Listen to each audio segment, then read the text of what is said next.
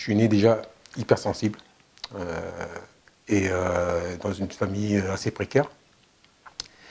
Et donc mon père était sur la route internationale, et ma mère était femme de chambre. Et donc ils avaient des problèmes pour nous garder, on était 3 enfants. Et donc ils nous ont mis au départ en nourrice, ça s'est pas super bien passé. Et fil en aiguille, ben, on a atterri à la DAS en fait, maison d'enfants. Et là, donc je suis rentré à la DAS, j'avais 9 ans, entre 8 et 9 ans. Et je me suis retrouvé ben, avec moi-même, au milieu de pas mal d'enfants et tout, et puis du coup, pas mal d'enfants à problème. Et, et là, ça a été très dur. En fait, j'ai pris des raclées, on va dire, pendant 2 ou 3 ans de ma vie, pendant que j'étais dans cette pension. Et à un moment donné, ben, à force de prendre des coups et tout ça, je me suis dit, je vais y rester. Donc, et en fait, il y a quelque chose qui est déclenché chez moi, c'est une sorte d'instinct de survie qui a fait non, non, je veux pas y rester, quoi, je veux pas mourir, quoi. Et donc, j'en ai parlé avec mon père, et mon père, il n'avait pas trop de moyens de faire quelque chose, donc il m'a inscrit à la boxe. Donc j'ai commencé à faire de la boxe anglaise. Et donc je dois avoir 9 10 ans. Et puis voilà, là j'ai commencé un peu à me défendre, et un peu plus de confiance en moi. Mais bon, c'était pas le top. Et puis je suis arrivé à 12 ans. À 12 ans, mon père est mort. Il est mort d'un accident de camion. Et à ce moment-là, ben, c'est ce qui a fait aussi qu'on m'a fait sortir de cette pension pour qu'on soit, mon frère et ma soeur, qu'on se retrouve avec ma mère en soutien. Et à ce moment-là, je me suis dit, ben, j'étais sur la tombe de mon père, et puis j'ai parlé, je lui ai dit, tu sais, je vais me défendre maintenant, je ne vais plus me laisser faire, et je vais te faire honneur. Et puis j'ai commencé aussi à beaucoup me questionner, surtout j'étais très sensible, très timide, très introverti, toute cette violence qu'il y avait autour de moi, je ne comprenais pas, ça me passait au-dessus, et je trouvais ça très injuste. J'ai commencé à prendre conscience que dans le monde, il y avait des guerres et plein de choses comme ça, et donc du coup, plein d'injustices partout. Et donc c'était vraiment beaucoup de questionnements par rapport à ça, quoi. Donc voilà, la vie a continué. Vers mes 16 ans, j'ai fait de la boxe française. Je me suis inscrit dans un club de boxe française pendant 2 ans. J'ai continué comme ça, et puis, mais bon, j'étais pas mal rebelle, hein, du coup, je me rebellais contre la vie, on va dire que je défiais beaucoup la mort, en fait, parce que peut-être que je refusais un petit peu la mort de mon père, donc du coup, je jouais un peu avec ça, je faisais un peu le cascadeur, j'ai pris beaucoup de risques, j'ai failli mourir plusieurs fois, en fait. Et puis voilà, donc j'étais vraiment rebelle pendant pas mal de temps. Je me battais pas mal dans la rue, il se passait pas mal de choses. Et après, on va dire, après j'ai fait l'armée. Donc pareil, l'armée, j'étais dans les commandos pour avoir de l'action, pour essayer de... Voilà, j'avais besoin d'action, besoin de bouger, plein de choses comme ça. Puis je suis sorti de l'armée, et puis quelques années plus tard, vers les 28 ans, là je suis rentré, j'ai commencé à faire de la sécurité. J'ai rentré dans la sécurité vu que j'avais pas mal d'expérience justement dans la bagarre, tout ça, mais j'avais plus beaucoup de capacité justement à désarmer la violence, à, comment dire, à parler aux personnes, à calmer les choses en fait. Et donc j'ai essayé dans la sécurité d'amener ça, je travaillais dans la sécurité événementielle, d'amener ça dans les agents de sécurité plutôt que de frapper sur les gars, essayer d'avoir beaucoup de pédagogie, beaucoup de psychologie, et du coup que ça se passe bien à chaque fois, quoi. Et ça marchait pas mal. Donc après, ouais, au fur et à mesure, je travaillé une dizaine d'années là-dedans. Au fur et à mesure, ben, les gars ils venaient toujours bosser avec moi parce que c'est vrai que quand on faisait des soirées, ça se passait toujours bien.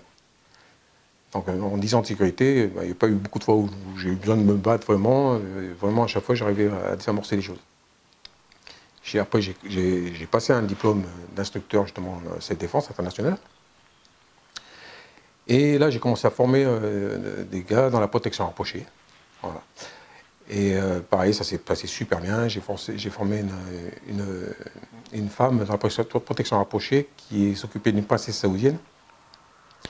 Et en fait, la princesse saoudienne, après, elle voulait toujours bosser avec elle parce que voilà, ça se passait super bien. Et puis, donc, après, jusqu'en. Après, j'ai fait aussi, je me suis inscrit dans d'autres clubs, j'ai fait 3 ans d'aïkido, j'ai fait 3 ans capoeira, en même temps que je faisais l'aïkido aussi, je faisais de capoeira. 4 ans d'aïkido et 3 ans capoeira. Et parce que pareil, l'aïkido, c'est harmoniser l'énergie sur la voix. Donc, voilà, j'essaie justement d'harmoniser l'énergie sur la voix, essayer de toujours désarmer la violence, désarmer l'injustice, tout ça. Et dans le même temps, j'ai créé une association, en fait, qui s'appelait Artitude, donc l'art de l'attitude. Parce que j'étais convaincu que, après m'être beaucoup posé de questions, pourquoi la violence dans le monde, tout ça, je me suis rendu compte que ça venait beaucoup de la peur, en fait. Presque tout venait à chaque fois de la peur de perdre, la peur d'avoir mal, toujours de la peur. Et que par rapport à l'attitude qu'on avait, on pouvait passer à travers et justement comprendre pourquoi on avait peur. Et après, l'attitude corporelle jouait vachement pour ne pas se faire agresser, justement. Sur l'attitude qu'on a, on arrive à ne pas se faire agresser, en fait. Et donc, j'ai créé cette convention d'art corporel. Alors, dedans, il y avait bien sûr des arts martiaux, des katas, il y avait de la danse africaine, il y avait de la capoeira, il y avait la cérémonie du thé, il y avait la calligraphie, il y avait du tatouage. Et voilà, tout ce qui est art corporel. Ça s'est très bien passé, j'ai fait ça pendant 3 ans. Je créais ça tout seul en plus, je m'occupais de tout, quoi. Et puis voilà. Et à cette époque-là aussi, je voyageais avec la fille qui j'étais, on voyageait pas mal dans l'Europe, donc en Angleterre, en Allemagne, partout. Et je côtoyais que des gens qui étaient dans l'art corporel, dans le tatouage, tout ça. Et je trouvais aussi qu'ils avaient beaucoup d'ouverture d'esprit. Donc voilà, c'est aussi pour ça que j'ai créé cette convention. Et puis bon, ça s'est arrêté parce que bon, j'étais peut-être un petit peu avant-gardiste à ce moment-là. Et c'est vrai que les gens, il y a eu du monde à chaque fois, mais pas tant que ça. Et les gens ne s'attendaient pas en Auvergne, et ça, ils ne s'attendaient pas à ces choses-là, donc pas très habitués. Donc du coup, par faute de moyens et tout ça, j'ai arrêté. Et puis après, bon, il s'est passé des choses aussi dans ma vie, c'est que j'ai eu beaucoup de signes, beaucoup de choses qui se sont passées, qui m'ont emmené vers une spiritualité. Et je ne connaissais pas trop en fait, mais c'est beaucoup de choses que à chaque fois m'attiraient de ce côté-là, quoi.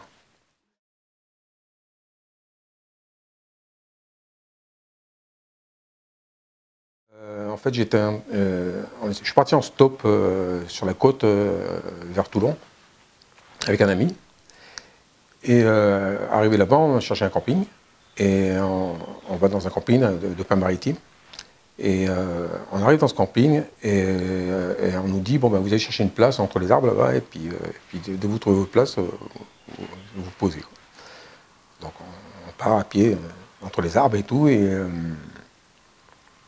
Et à un moment donné, ben, il y a eu, ça a duré une fraction de seconde, hein, il y a eu 2 grosses sphères lumineuses,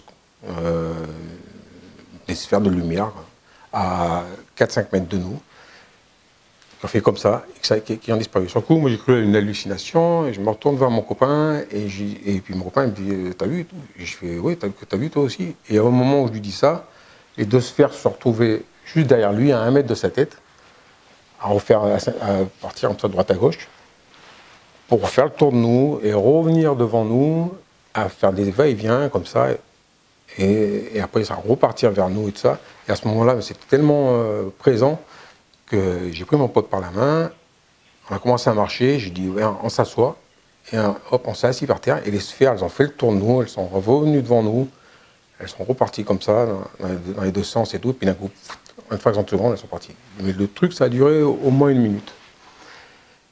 Très impressionnant. Et donc, comme mon pote, bon, on ne savait pas trop quoi se dire, on a halluciné un peu, c'était bizarre. Mais quand j'ai eu mes 40 ans, je me suis marié. Et j'ai eu un enfant. À ce moment-là, j'ai arrêté la sécurité, j'ai arrêté un peu tout ce qui était dangereux. On va dire, j'ai arrêté tout ça par rapport à mon enfant. Et je me suis installé dans le tatouage, à mon compte dans le tatouage. Mais en même temps, j'ai commencé à faire des recherches justement sur ces sphères, sur Internet.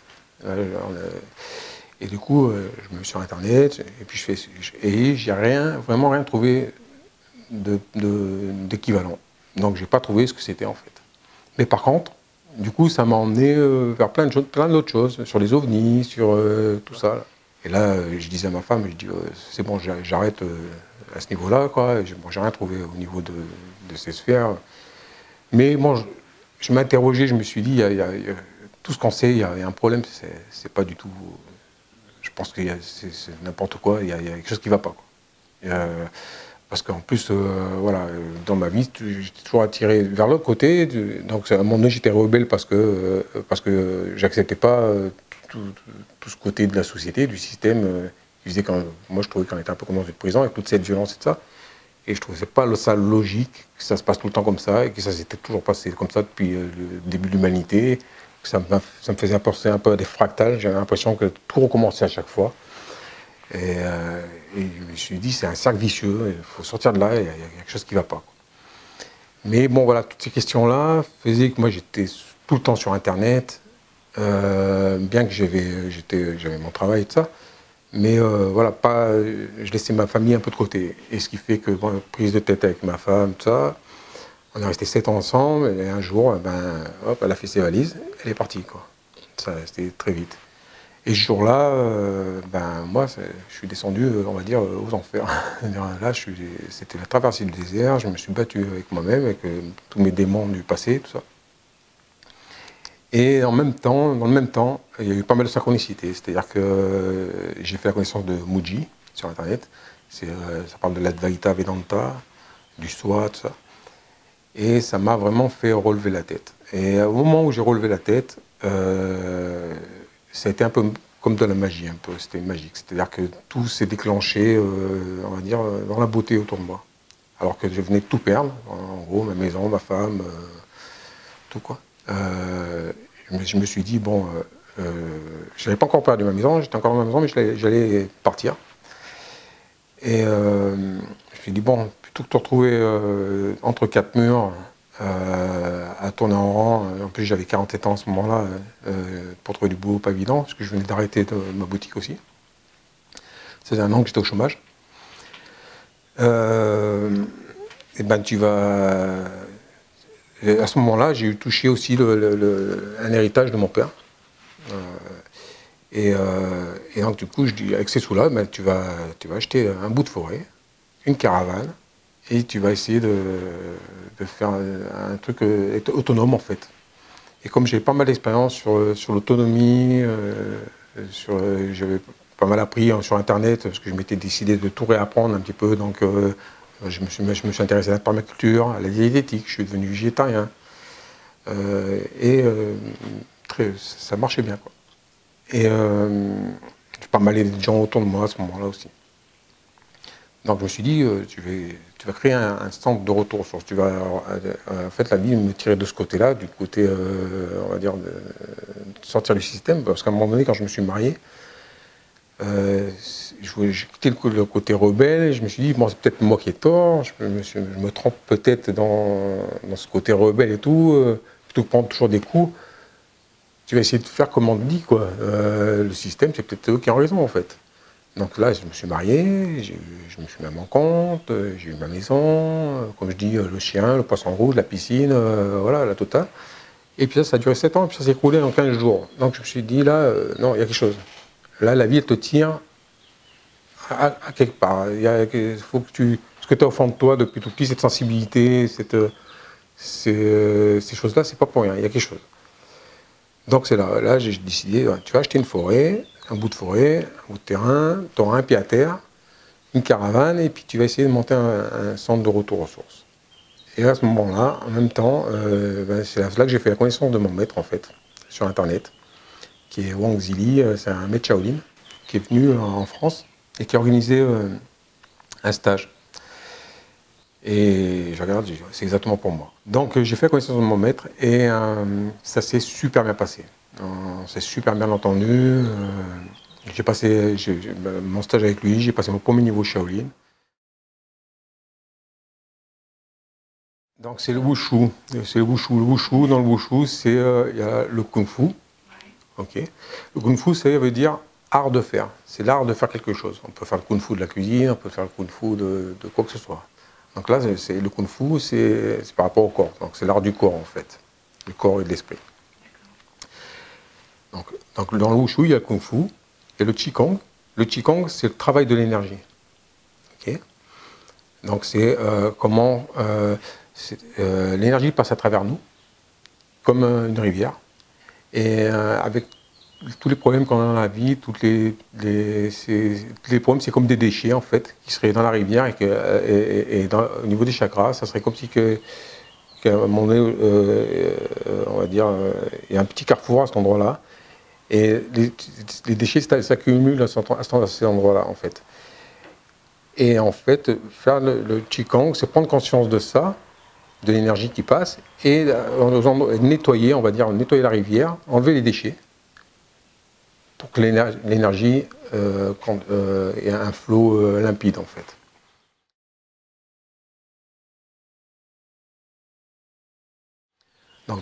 Donc ça se passe dans la respiration et puis dans certains mouvements qui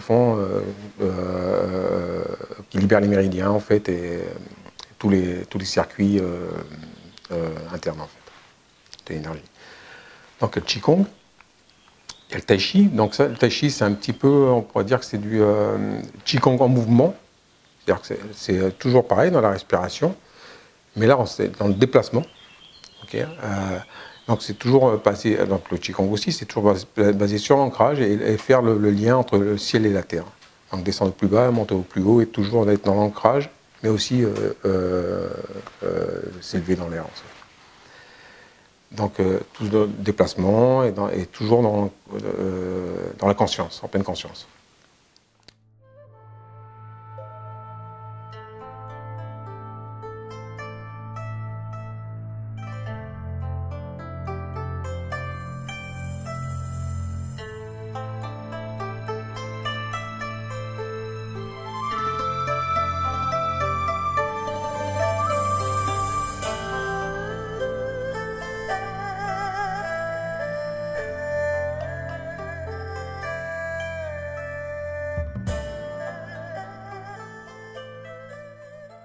Et il y a aussi la diététique.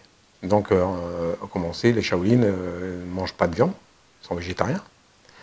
Parce que c'est le respect de la nature, le respect des animaux, donc on ne tue pas, on est dans la gratitude. Et on vit très bien comme ça, à condition, bien sûr, d'avoir une éducation physique,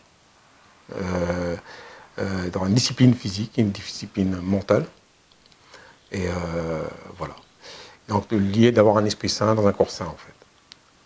Donc, et Shaolin, ça veut dire petite forêt. Donc, ça, c'est rigolo.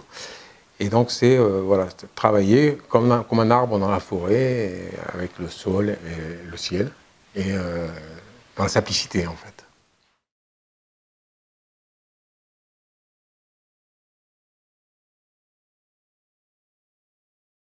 Si on décide de devenir végétarien, il ne faut pas y aller d'un coup, surtout si on est un gros mangeur de viande ou quoi, que ce que j'étais. Il faut prendre le temps. Prendre le temps, pas contrarier son corps. Moi, avant de devenir végétarien, je l'ai décidé, mais je le suis devenu 2 ans après. Je suis venu sans faire d'à-coup, sans forcer mon corps. Et d'un coup, je me suis dit, c'est bon, je ne mange plus de viande. Donc c'est plus une histoire de cœur.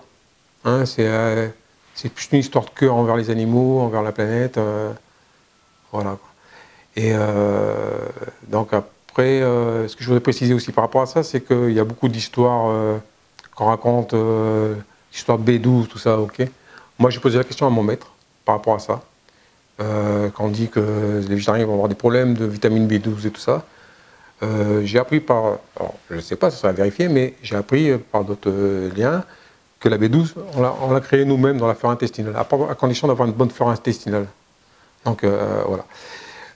Et j'ai posé la question à mon maître, la B12, on n'a jamais entendu parler. Il dit, tu sais, Francky, nous, depuis tout petit jusqu'à la mort, on ne mange pas de viande, on ne se pose pas de questions là-dessus. Par contre, on a une bonne hygiène de vie, des bons entraînements, on mange bien comme il faut, et ça se passe bien. Hein. Donc voilà, moi ça fait depuis 2013 du coup maintenant que je suis végétarien, je ne suis jamais malade. Quand j'étais pas, avant que j'arrête de boire du lait, de manger de la viande, de temps en temps j'avais des rhumes, de temps en temps je faisais comme ça, je ne comprenais pas bien ce qui se passait. Et depuis, plus rien. Donc tout se passe bien. Dans ma façon de voir les choses, en fait, j'essaye de... Je trouve que un truc qui est très occidental, en fait, c'est de rentrer dans les détails des choses, d'être très intellectuel dans ce qui se passe. Et donc, du coup, de parler des chakras, de parler de ci, de ça. Dans le Qigong, on va parler des méridiens, du Tantien, tout ça, quoi. C'est une chose, ok. De savoir comment ça se passe, c'est une chose. Prendre conscience de ça. Mais après, je pense qu'il faut oublier tout ça, quoi. Oublier toute la technique et vraiment être dans la sensation des choses. Et donc, par exemple, l'histoire des cascades, ça vient de moi. J'ai été tout seul en gratitude, essayer de me lier avec la nature. Mais je pense que ce qui est le plus important là-dedans, c'est d'être dans le respect. Dans le respect, ça veut dire pas dans la prétention, c'est-à-dire dans le respect de la nature. C'est-à-dire que quand je vais sous une cascade, en fait, la photo que tu as vue, elle devait faire 5 degrés, l'eau.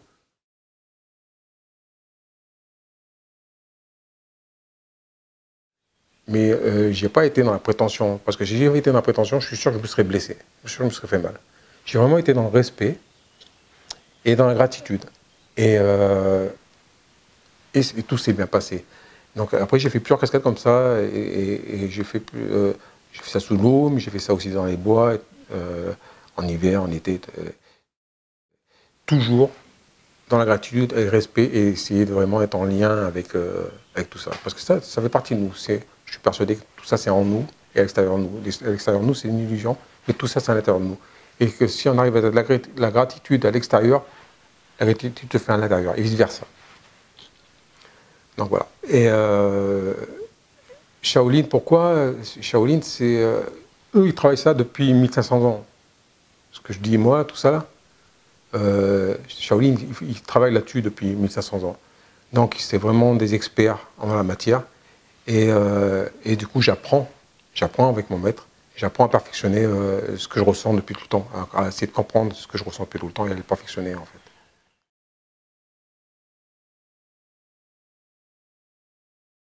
Et donc, du coup, après, partager ça. Mon but, c'est de créer un temple Shaolin avec la sœur de mon maître,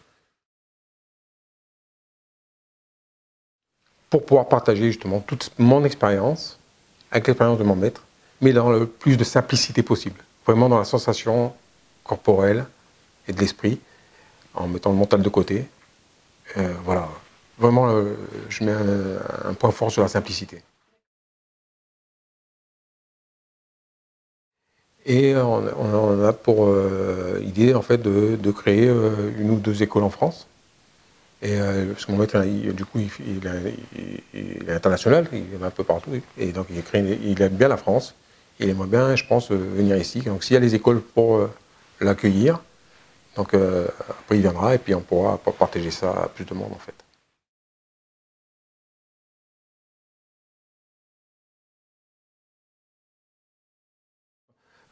Tinatan, il dit si tu veux méditer, va faire la vaisselle. Ok, ça va. Moi, quand j'ai vu cette phrase, j'ai été faire la vaisselle, du coup. Et c'est vrai que ça m'a fait penser à la vacuité.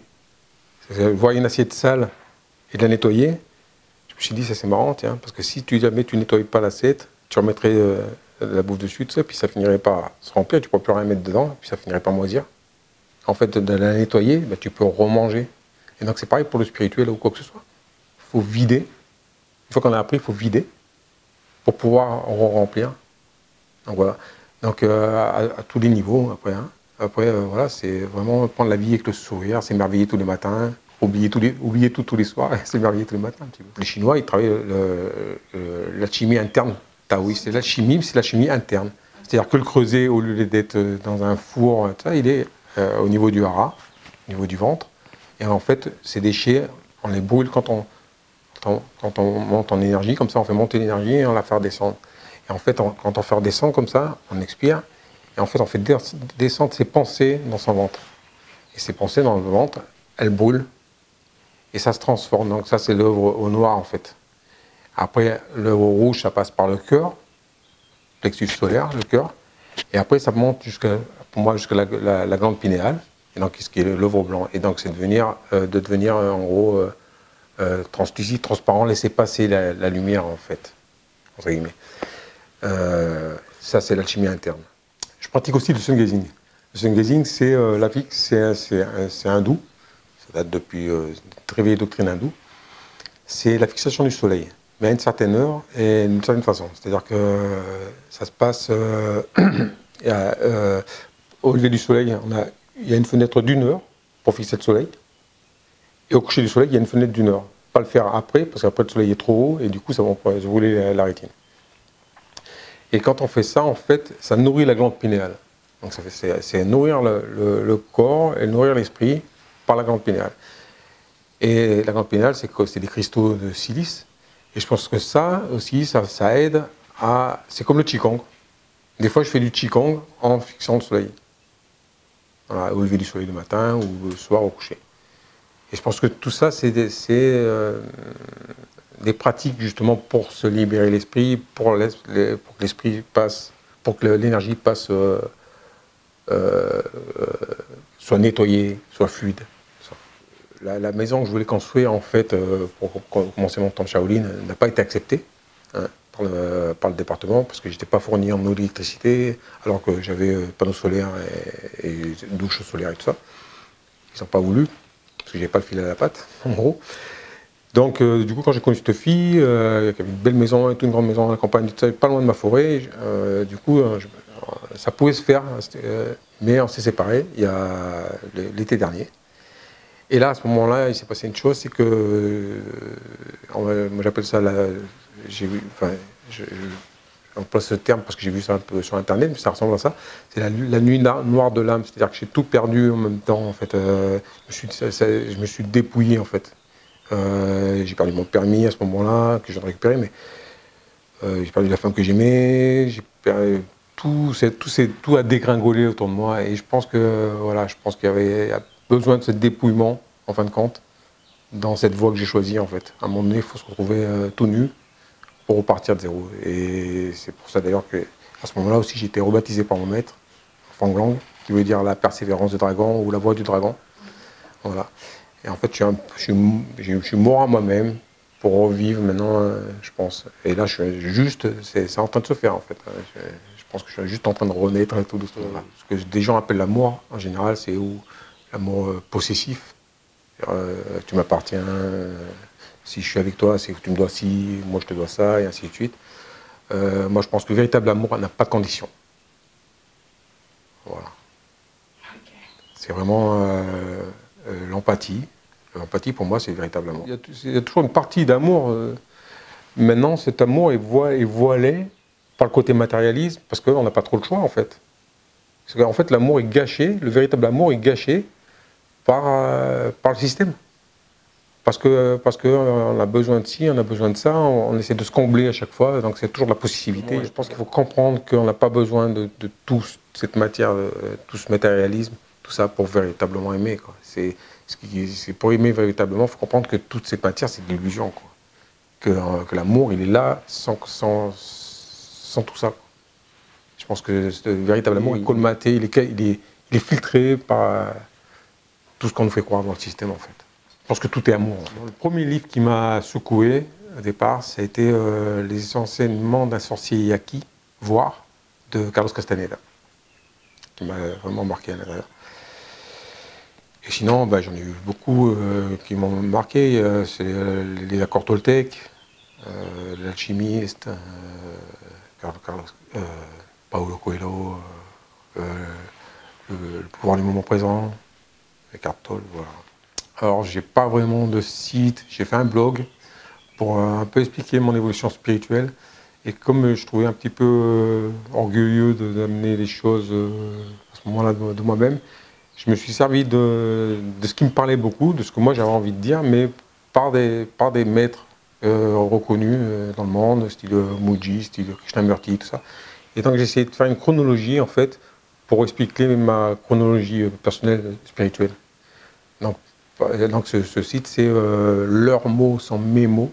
Donc mes mots, mais mes mots pour mémoriser aussi. Leurs mots sont mes mots, l'image d'un instant. Voilà, maître mot, simplicité et gratitude.